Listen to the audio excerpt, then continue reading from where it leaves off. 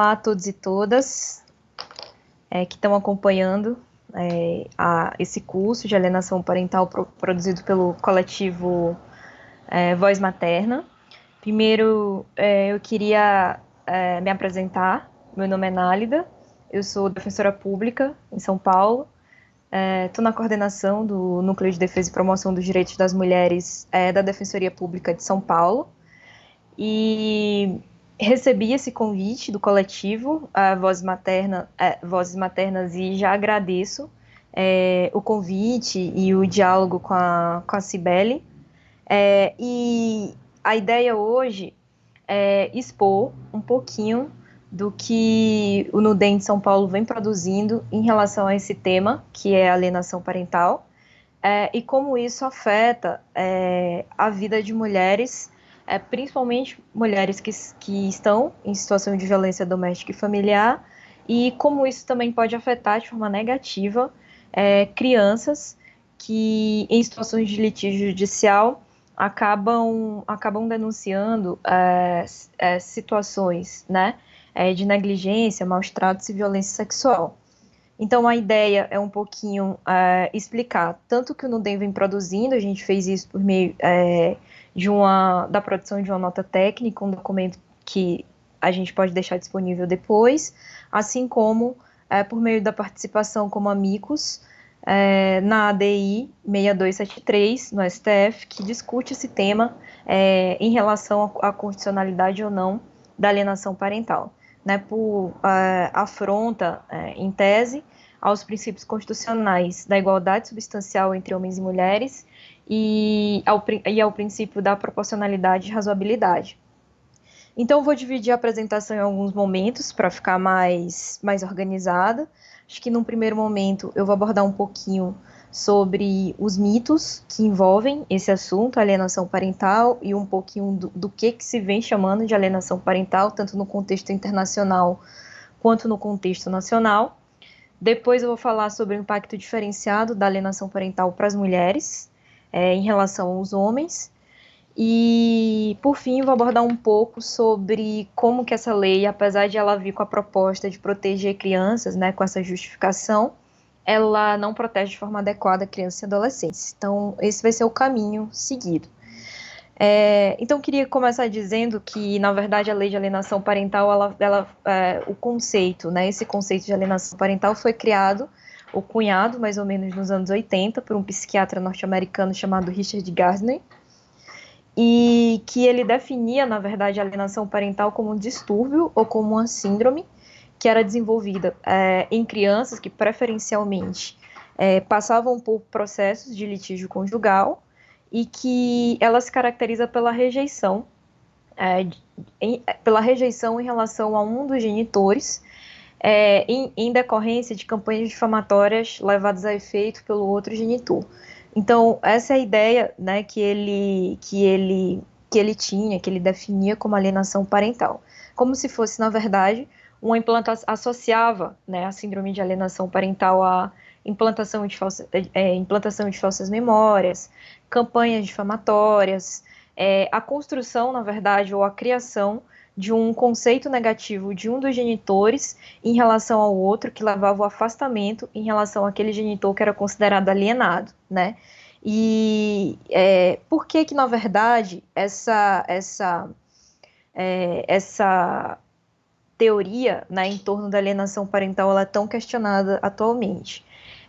Porque, apesar da alienação parental ela ter esse caráter supostamente científico, né, tanto que o Gardner, por exemplo, dizia que isso era uma síndrome, né, e como síndrome descrevia quais que eram os sintomas, o que caracterizava o comportamento do genitor alienador, do genitor alienado e os efeitos para as crianças da alienação parental, assim como descrevia, né, o modo como isso tudo deveria ser tratado. O fato é que toda essa construção, né, muito entre aspas, científica, ela é bastante questionada e não foi e na verdade não há um consenso científico em relação a isso, né?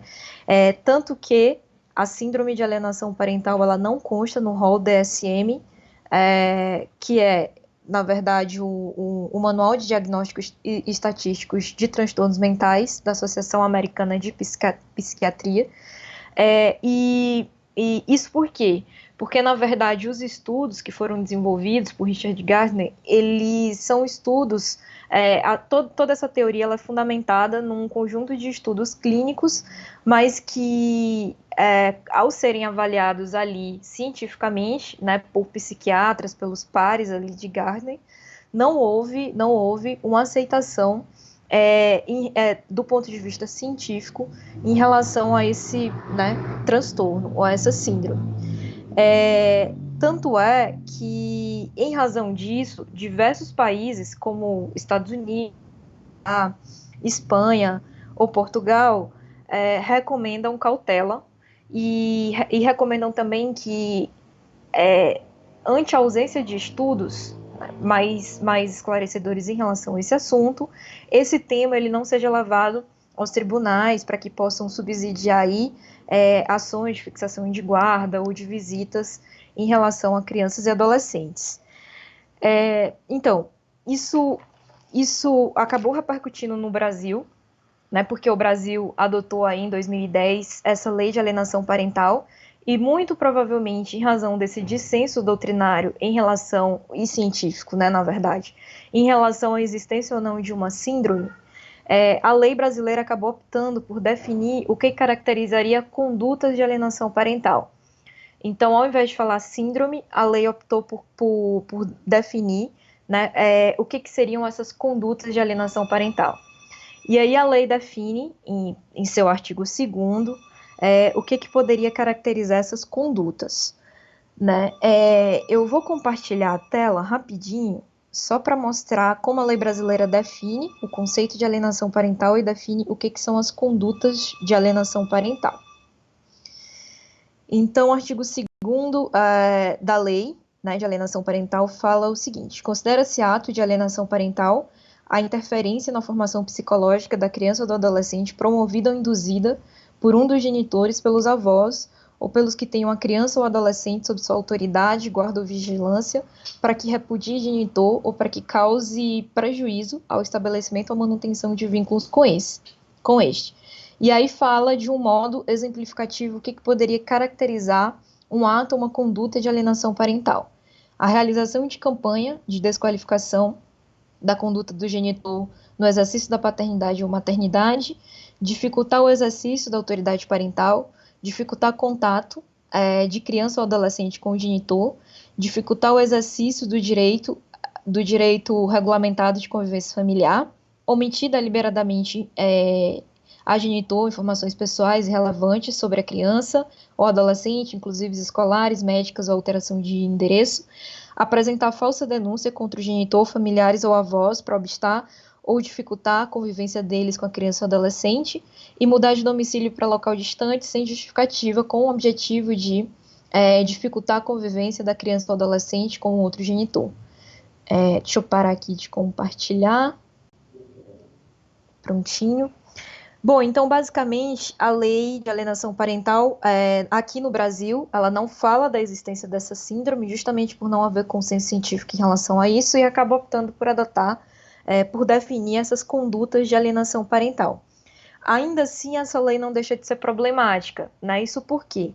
Porque essas condutas que são definidas, né, como condutas de alienação parental, como, por exemplo, obstar contato, alteração de domicílio, denúncias de violências, né, são todas condutas que podem ser compatíveis também com situações de negligência, maus tratos ou abusos, em que um dos genitores constatarem que a criança sofre e que isso pode ser provocado ou de alguma maneira tolerado pelo outro genitor.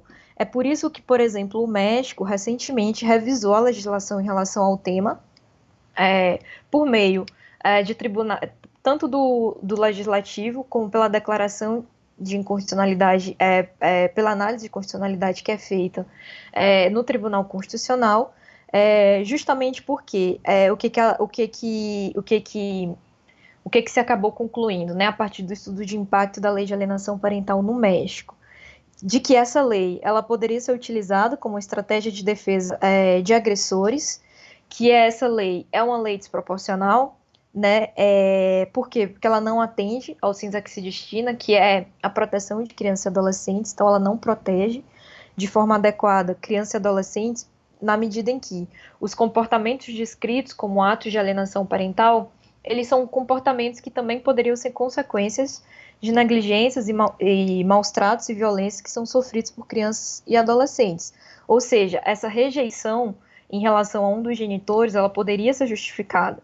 E nesses casos, como as condutas elas são semelhantes, né, o que caracteriza uma rejeição qualificada e o que caracteriza um ato de alienação parental, a externalização dessa conduta é a mesma, não, de forma que não daria para diferenciar um e outro,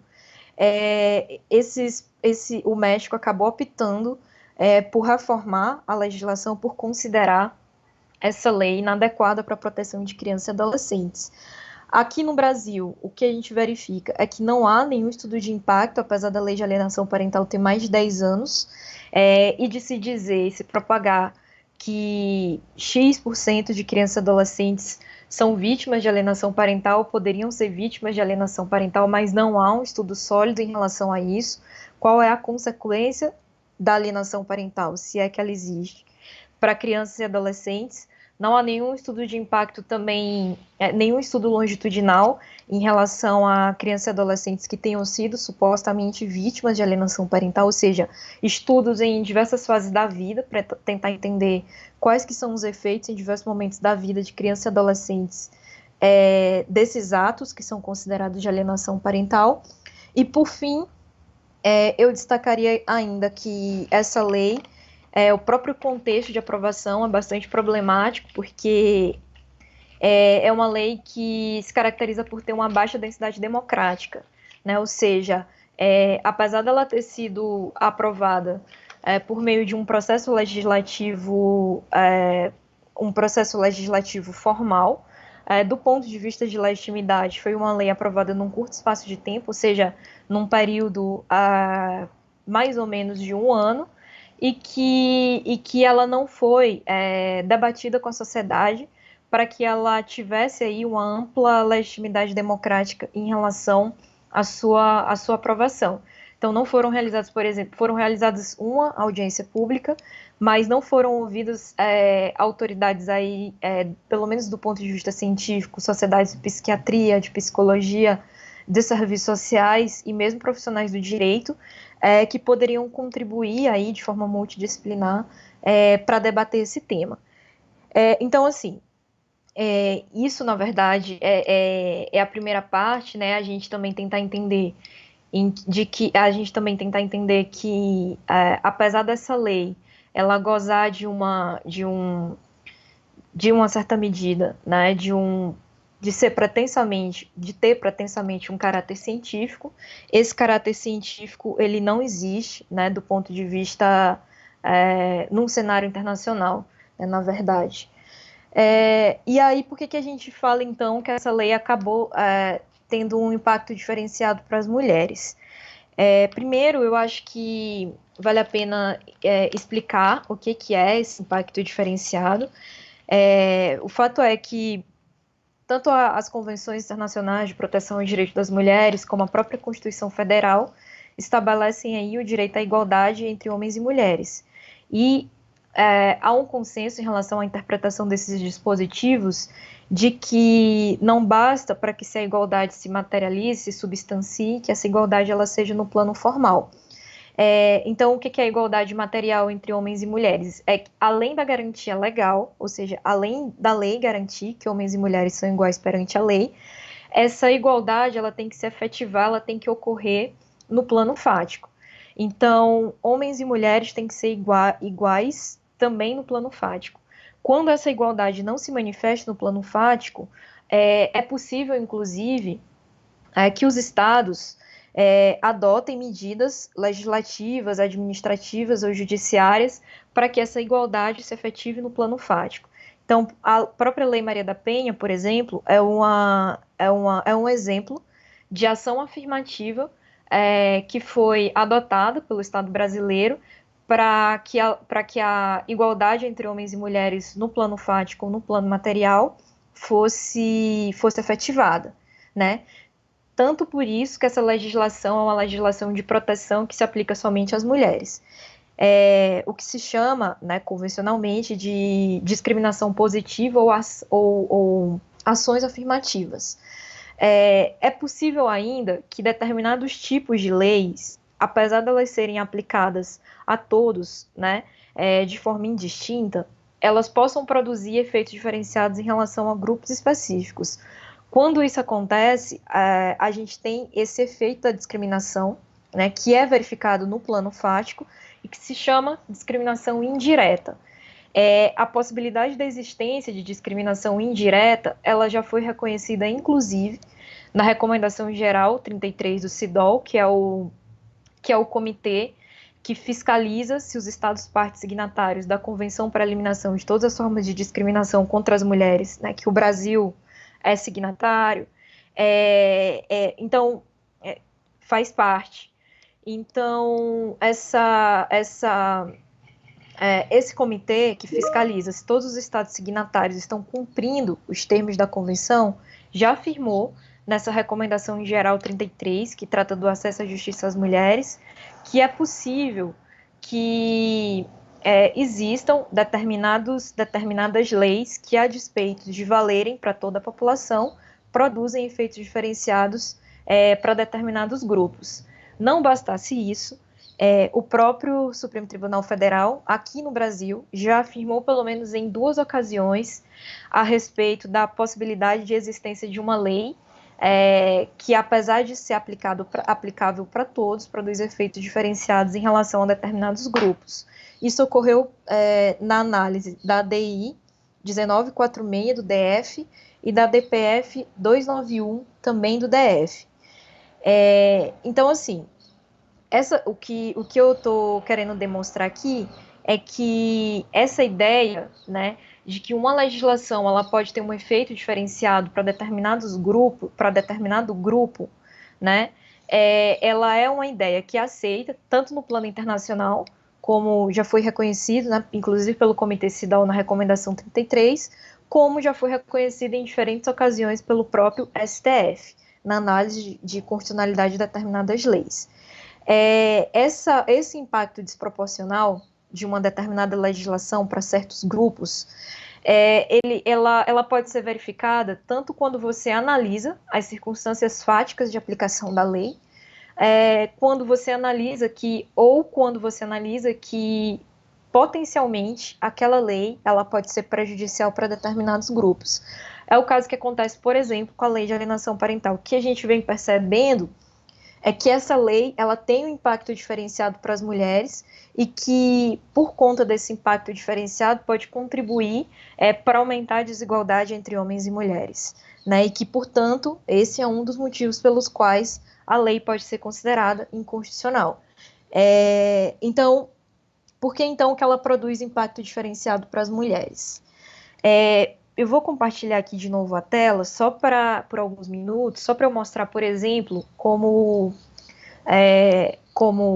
na verdade, a própria justificação do projeto de lei de alienação parental, ela já trazia essa mensagem de associação entre mulheres à figura da alienadora, né? Então, a verdade é que, no cenário brasileiro, a lei de alienação parental ela acaba fazendo com que todos os conflitos familiares eles sejam reduzidos a atos de alienação parental e que se associe às mulheres a ideia de alienadora, né? Isso acaba fazendo com que se crie ou se reforce estereótipos de gênero em relação às mulheres, ou seja, as mulheres elas são reduzidas à condição de seres irracionais, né, que não conseguem se controlar e que acabam agindo para afastar os filhos ou filhas de seus pais como um ato de vingança, né? Ou seja, se reduz contextos sociais que são extremamente complexos, né? Que são os contextos sociais de separações conjugais a patologias individuais, né? E aí essas construções acabam contribuindo para fortalecer esse estereótipo, né, de mulher que no contexto da separação é inconformada e que busca de todo jeito se vingar de seus cônjuges. Então, eu vou compartilhar a justificação desse projeto de lei, porque embora a justificação não tenha um caráter vinculativo, mas tem um sentido interpretativo significativo, né? Então, a justificação, ela acaba passando uma mensagem também, porque a justificação de um projeto de lei, de uma lei que foi aprovada, é mais ou menos aquilo que se pensava, né, ou aquilo que se debateu no momento em que a lei foi aprovada. Eu vou ler especificamente um trecho de uma das maiores doutrinadoras, ou seja, uma das pessoas que escreve sobre alienação parental aqui no Brasil, né, do ponto de vista dogmático. Então, só para a gente perceber como que a construção desse estereótipo das mulheres funcionam na definição dessas condutas de alienação parental. Então, aqui a justificação, né, do projeto de lei de alienação parental, que é o projeto de lei que foi proposto em 2008, aqui na justificação. O que o autor acaba dizendo? Para concluir, permito-me reproduzir, por sua importância e riqueza, artigo publicado no ano de 2006 pela desembargadora Maria Berenice Dias, do Tribunal de Justiça do Rio Grande do Sul, intitulado Síndrome da Alienação Parental. O que é isso? Então, essa publicação, o trecho diz o seguinte. Vou ler aqui uma parte.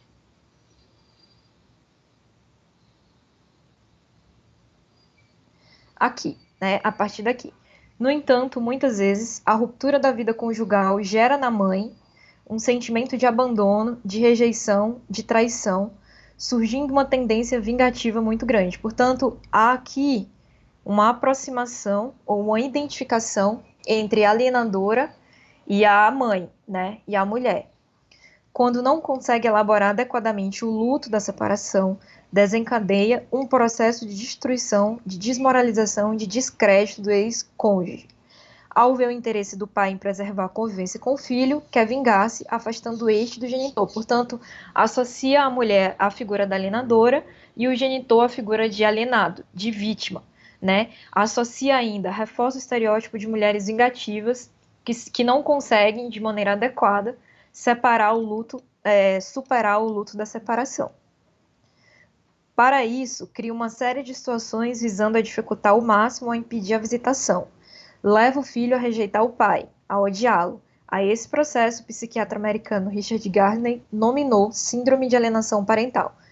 Então, portanto, associa a prática de alienação parental às mulheres, né, de forma evidente. E define a alienação parental como programar uma criança para que odeie o genitor sem qualquer justificativa.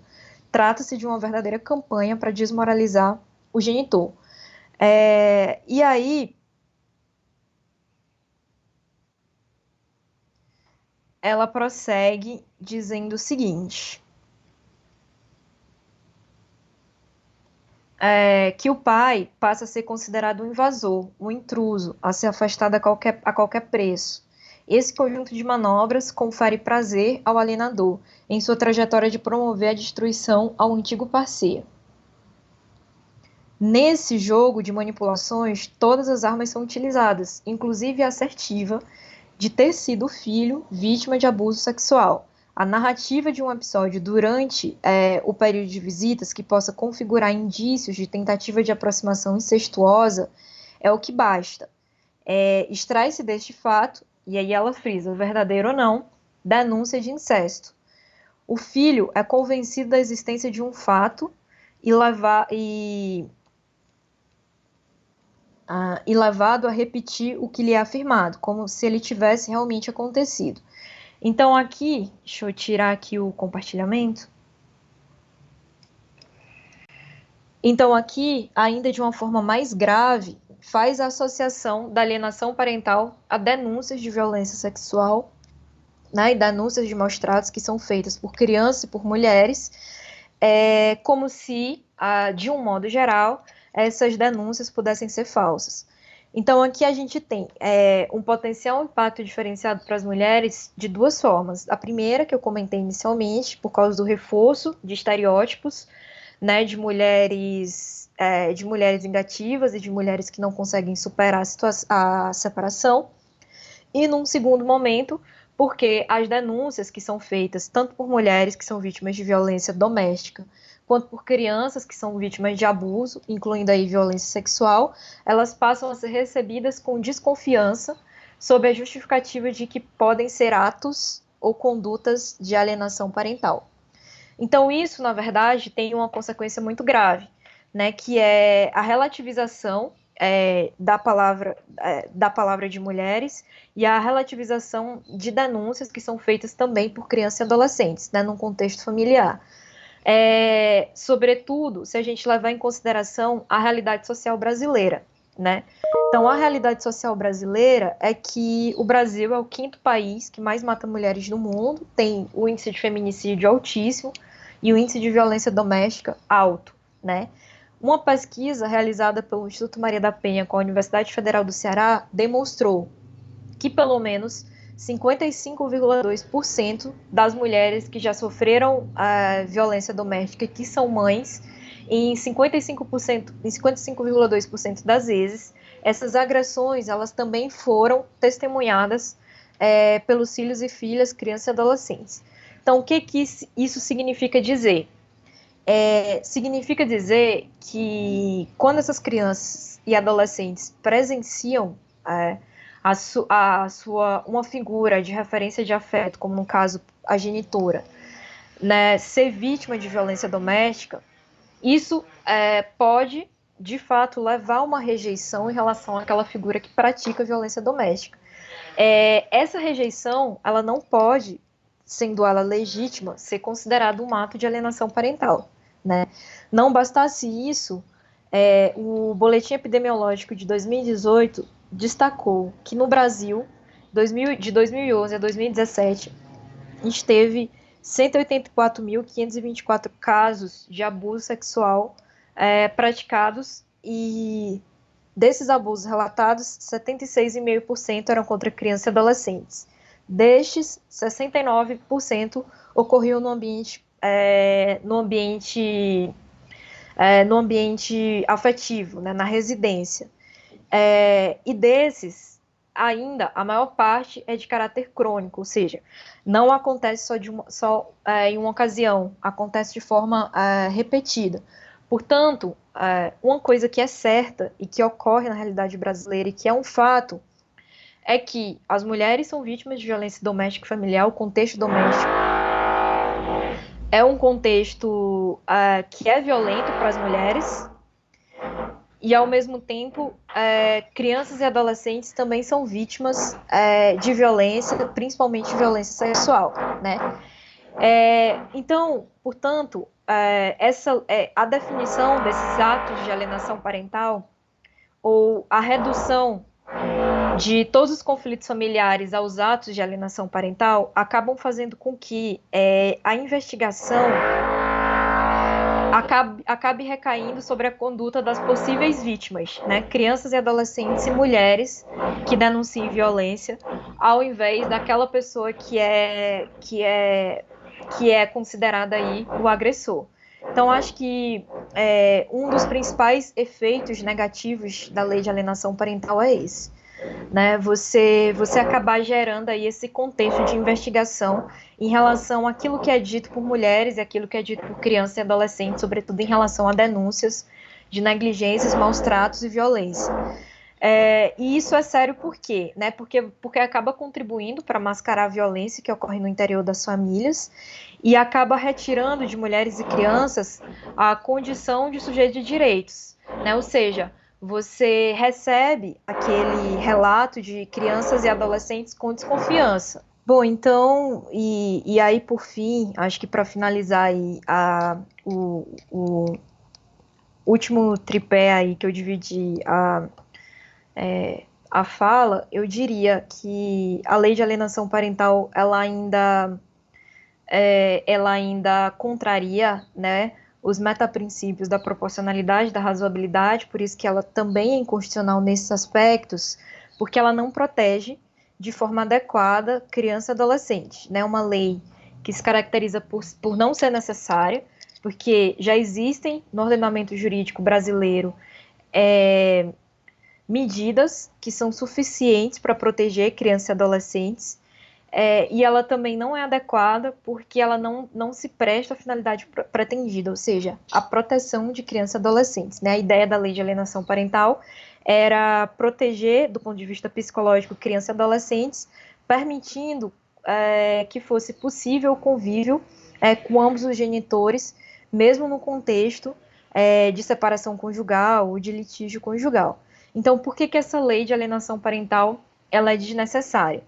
Porque, na verdade, todas as medidas que estão previstas na lei de alienação parental, o artigo 6º determina quais que são as medidas que podem ser aplicadas como sanção quando se verifica a existência de um ato de alienação parental. Vou compartilhar a tela de novo para mostrar que medidas são essas.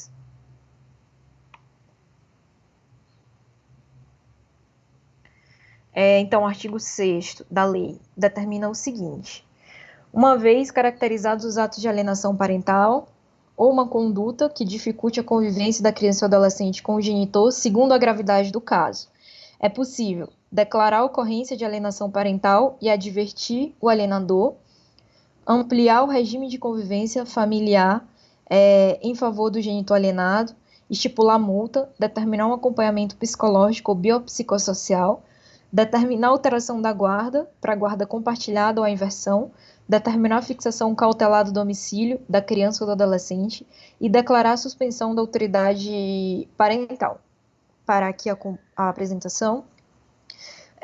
Para dizer que todas essas medidas previstas no artigo 6º da Lei de Alienação Parental eram medidas que já existiam no ordenamento jurídico brasileiro, quer dizer, alteração de visitas, suspensão do poder familiar, a possibilidade de alteração da guarda, fixação do domicílio, fixação de multa em caso de ocorrência de ato ilícito. Então, todas essas medidas, elas já existiam no ordenamento jurídico brasileiro e elas podiam ser aplicadas dentro de ações, né, de fixação de guardas, regulação de visitas, só que, anteriormente, antes da lei de alienação parental, elas eram medidas que eram aplicadas principalmente com base em princípios, com base em fatores, como o melhor interesse da criança e do adolescente.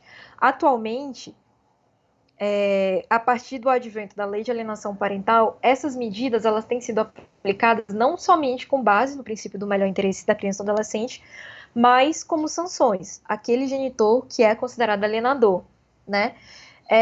Isso significa que a lógica, né, do processo em que você analisa aí o litígio conjugal, né, que o litígio conjugal é posto em juízo, passa a ser o centro do processo, não a criança e o adolescente, como era antes, né, mas agora o conflito, né, o conflito entre genitores, que passa a ter centralidade. E aí você utiliza essas medidas, ou essas sanções, e isso acaba contribuindo, na verdade, essa lógica punitiva acaba, na verdade, fortalecendo aí uma lógica adversarial em processos, né? Ao invés de proteger, esses mecanismos, essas sanções, acabam funcionando como um mecanismo de incremento de disputas judiciais, né? Em que se verifica aí justamente um fortalecimento dessa lógica adversarial em disputas de família. Então, assim, todas essas medidas, à exceção da terapia compulsória, elas eram medidas que já existiam na legislação. Especificamente em relação a essa medida de terapia, né, acho que também vale a pena a gente fazer eu fazer alguns breves comentários.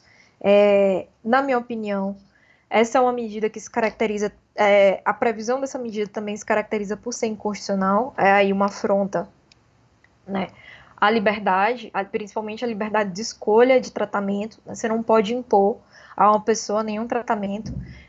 Se discute, inclusive, em ações constitucionais que estão tramitando no STF, se é possível a imposição de tratamentos contra a vontade das pessoas, se houver risco de morte. Aqui, nesse caso, a gente não verifica, obviamente, situação de risco de morte, mas a lei determina a possibilidade de imposição de terapia, a imposição de um tratamento como se fosse uma sanção. Não estabelece também quais são as consequências judiciais para não realização dessa terapia. Não estabelece também,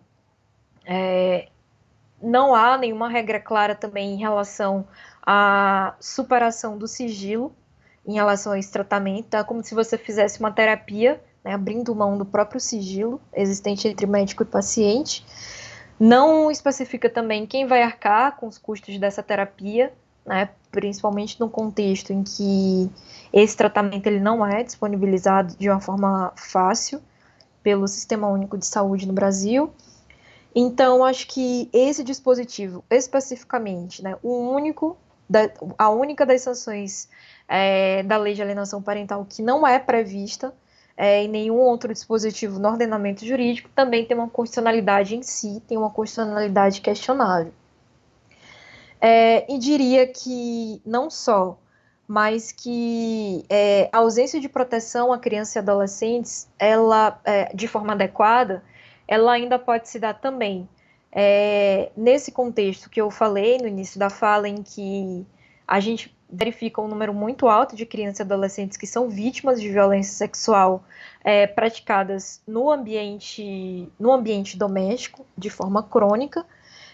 E aí você, com a lei de alienação parental, que caracteriza como um dos atos ou condutas de alienação parental falsas denúncias de violência sexual, acaba fazendo com que os relatos, os depoimentos de crianças e adolescentes sejam recebidos com descrédito, com desconfiança, como se fossem atos de alienação parental, né? Ou seja, a investigação ela passa a ser não sobre o comportamento ou sobre a conduta das pessoas que são acusadas de violência sexual, mas sobre o relato de mulheres e de crianças e adolescentes. Então, acho que isso é algo extremamente questionável, né? Porque essa lei, sob a justificativa de proteger o convívio familiar, acaba fazendo com que crianças e adolescentes eles possam estar sujeitos a um convívio, principalmente um convívio forçado, com pessoas que podem ser agressores ou podem ter, em algum momento, praticado maus tratos ou negligência em relação a essa criança e adolescente.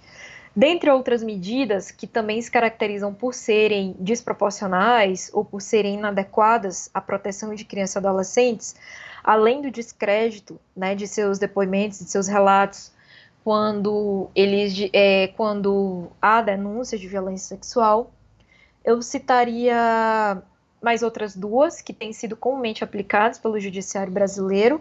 Uma é o convívio forçado, o convívio compulsório por aquele genitor que é acusado de alguma agressão ou de alguma violência sexual, desde que se o judiciário atribua esse ato, né, caracteriza esse ato como um ato de alienação parental, e o afastamento do genitor de referência, né? Ou seja, aquele genitor que é considerado alienador, ele é privado do contato de forma abrupta em relação à criança e o adolescente. Então, todas essas medidas, né, principalmente esse afastamento do genitor, que é considerado uma referência afetiva, também não tem não tem um caráter científico comprovado, né? Um tipo de medida que não há, na verdade, a comprovação de que ela seja eficaz ou que ela se reverta para o melhor interesse da criança ou do adolescente, né? Elas, na verdade, têm um grau de efetividade que é bastante questionável. Então, acho que esses são os principais aspectos aí que envolvem a questão da lei de alienação parental, principalmente em relação à ausência de comprovação científica dessa lei, a despeito de que da lei de alienação parental ela ser tratada por muitos como uma síndrome ou como uma doença. Então, o que há, na verdade, é um mito em relação a isso. Essa lei ela tem esse pseudo-caráter científico. Há uma ausência também de estudos de impacto em relação à existência a existência, né, tanto dos atos de alienação parental quanto das consequências desse ato. Há um impacto diferenciado para as mulheres, tanto porque as denúncias de violência doméstica, elas têm sido reduzidas a atos de alienação parental, assim também como há o fortalecimento da imagem, dos estereótipos de mulheres vingativas, mulheres que não conseguem superar a situação de separação. E, por fim, essa lei também afronta a proporcionalidade, a razoabilidade, na medida em que, e não protege de forma adequada crianças e adolescentes, na medida em que recebe relatos de crianças e adolescentes com desconfiança, né, principalmente no que se refere à violência sexual. Em relação a isso, o próprio Comitê Nacional da Criança e do Adolescente, né, o CONANDA, já emitiu uma nota pública sobre a lei de alienação parental, em especial a essa linha específica do artigo 2º da lei de alienação parental, que considera o ato de alienação parental denúncias falsas, né, de crianças e adolescentes, justamente para dizer que considerar denúncias de violência sexual ou denúncias outras como ato de alienação parental pode contribuir para reduzir o número de denúncias e, no fim das contas, desproteger crianças e adolescentes. Então, tanto por isso que essa lei ela é objeto de controle de constitucionalidade, como eu falei no início da fala. O STF terá que analisar a constitucionalidade dessa lei por meio da ADI 6273, e além disso, existem aí alguns PLs que tentam alterar um pouco a lei de alienação parental. Então, tem PLs que tentam, de uma certa medida, dizer que o que se tem observado é uma aplicação inadequada da lei de alienação parental. Então, tentam suprimir alguns atos que são considerados de alienação parental, como esse específico, né, de que considera alienação parental denúncias de violência sexual contra crianças e adolescentes, ou tentam propor aí algumas mudanças na lei para que a lei seja aplicada de forma mais adequada. E, por fim, tem projetos de lei também que objetivam extinguir a lei de alienação parental. Acho que, na verdade, esses são os principais aspectos que eu queria abordar em relação a isso. E a gente fica disponível para tirar qualquer dúvida posterior ou para contatos posteriores. E o nosso contato está na página da Defensoria de São Paulo. Obrigada.